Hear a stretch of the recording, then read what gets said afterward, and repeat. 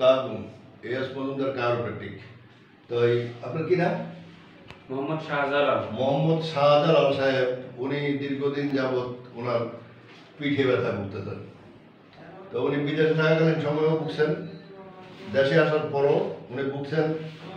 উনি এরই মধ্যে উনি বঙ্গবন্ধু শেখ মুজিব বিশ্ববিদ্যালয়ে, মেডিকেল বিশ্ববিদ্যালয়ে রেডিওলজি বিভাগে চিকিৎসা নিয়েছেন, পরীক্ষা নিরীক্ষা করেছেন, প্লাস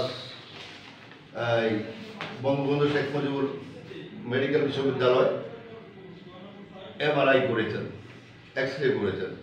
ওনারা অনেক চিকিৎসা দিয়েছেন দীর্ঘদিন যাবৎ, এবং অ্যাপোলো ডায়াগনস্টিক সেন্টার, অ্যাপোলো হাসপাতাল, তারপরে হলো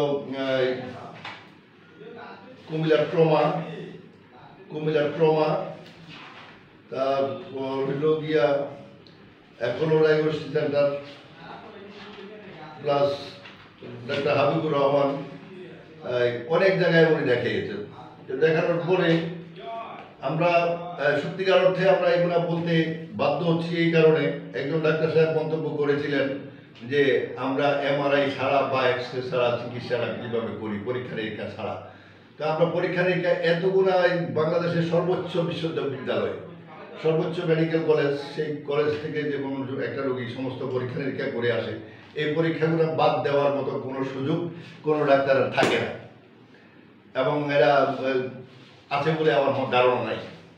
অপরদিকে ওনার সমস্যাটা কতদিন যাবত বলেন, একটু জোর বলেন। 3 বছর, 3.5 বছর। 3.5 বছরের মধ্যে এই যে পর্যন্ত আপনি যে চিকিৎসা করেছেন, এতে আপনার কোনো উন্নতি হয়েছে? না, এই পর্যন্ত কোনো উন্নতি হয় নাই। কোনো উন্নতি পান নাই। আমরা এখনো ওনার চিকিৎসা শুরু করি নাই, আমরা চিকিৎসা শুরু করব একটু পরে।